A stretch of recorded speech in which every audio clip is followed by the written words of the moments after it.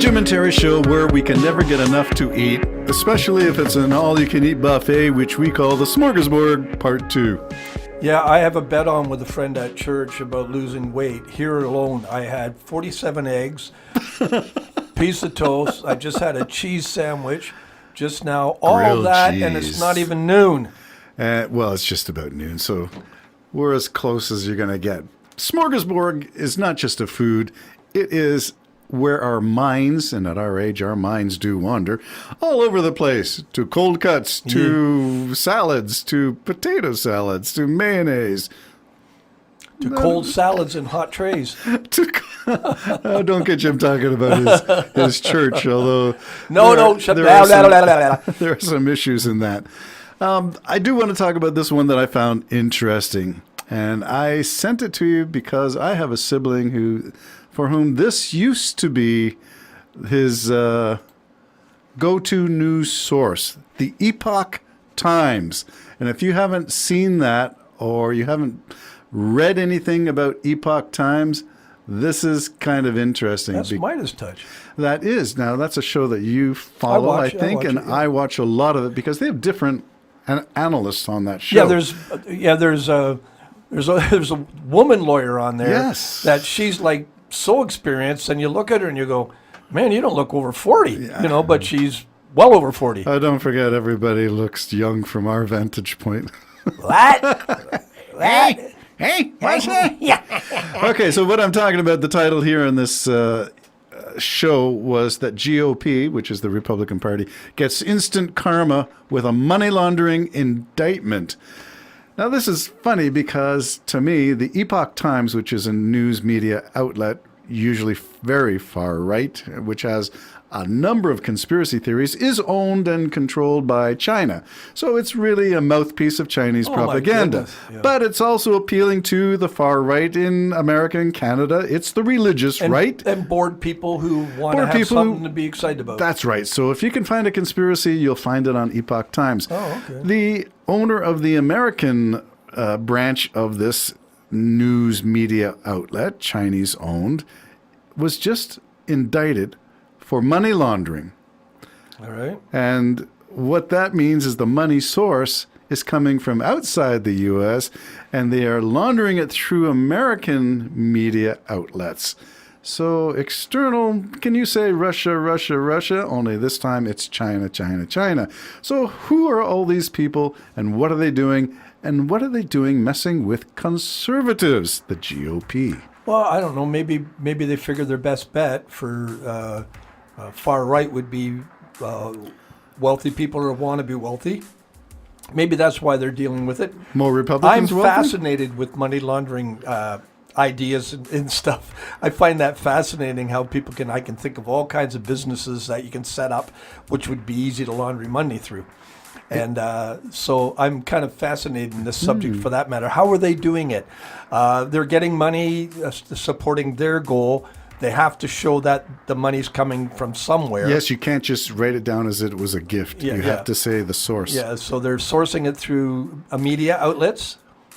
Yeah, and stuff like that. So it comes in a bulk pipeline from some nationality, whether it's Russia, China, Iran, it doesn't matter.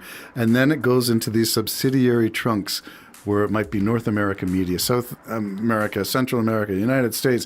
And then from there, it goes into the different pocketbooks of everybody who's got a stake in having fundamental Christian white nationalism. I think a lot of that's fake, with all honesty. I think a lot of the far-right Christians aren't Christians at all. They're playing the system.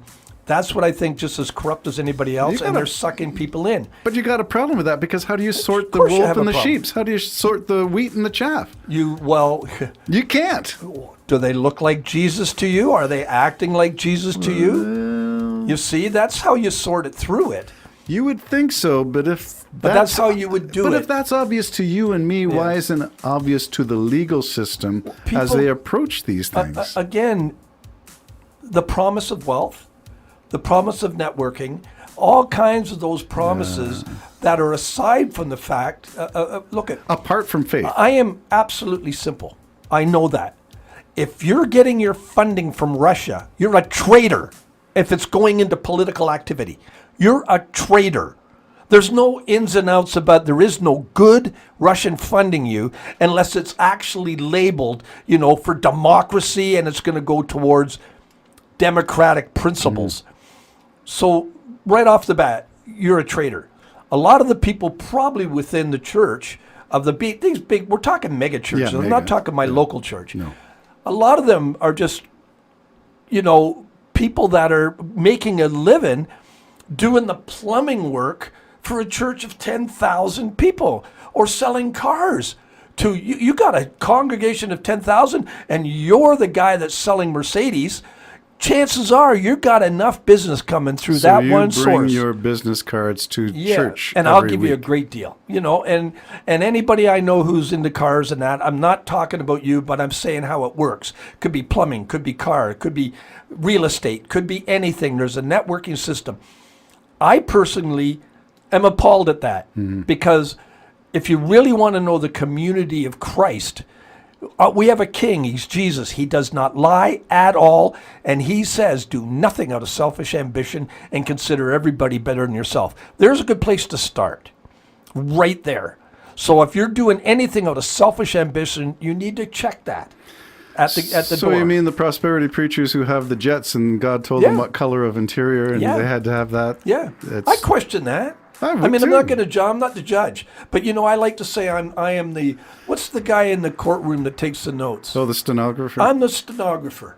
I'm just taking notes. You know what I mean? And I'm not holding it against you. I would not probably be a part of your organization, but I'm not the judge. Christ is. But what I just told you, those are good places to start. Don't speak harshly to anybody. Don't think of yourself better than anybody. Don't do anything out of selfish ambition. This is the ways that the church has been directed. Disallows so many politicians who are doing it all out of selfish ambition. That's right. I like to dream about the early politicians, but I don't know for sure. The guys who used to stand up on a stump and speak in the public square. Yeah, and take a bullet, Well, Reagan took a bullet too. Yeah, I'm not sure about that one. Well, anyways.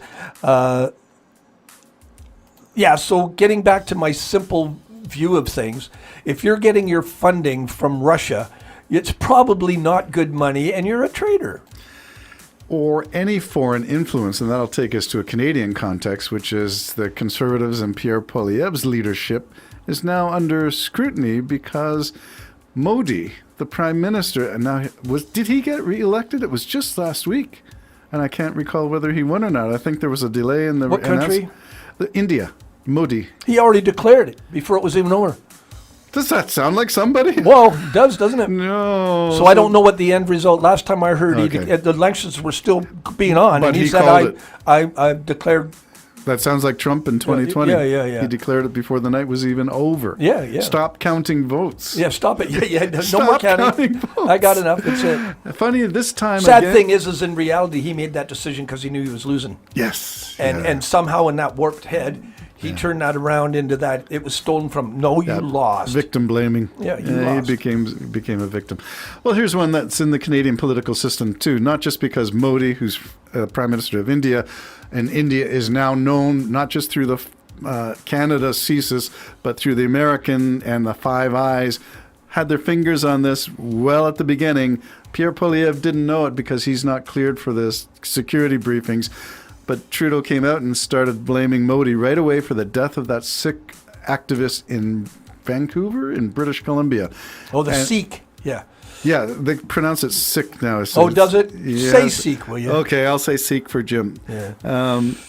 So this has become known and was a divisive point because Pierre Poilievre refused to condemn India for this, and now there's allegations surfacing about the amount of election interference in the Conservative Party, in the leadership of the Conservatives, which resulted in Pierre Poilievre replacing, was it Aaron O'Toole, or who else was, Brown is the name that comes to mind, who lost because there was some mudslinging and then took him off the ballot. Oh, Brown. What was his name? Isn't he the mayor of Brampton or something? You got me. Yeah. But there's the allegation. So add on to that, which is enough to get your radar going off and saying, well, let's sort this out. Let's have an investigation or something. But strange silence from Pierre Poilievre and his Conservatives. But this is Alex Jones. We're watching a little video of Alex Jones. He's been crying, poor me, they're taking my $1 billion or hundreds of millions away from me. Because he made people's life hell.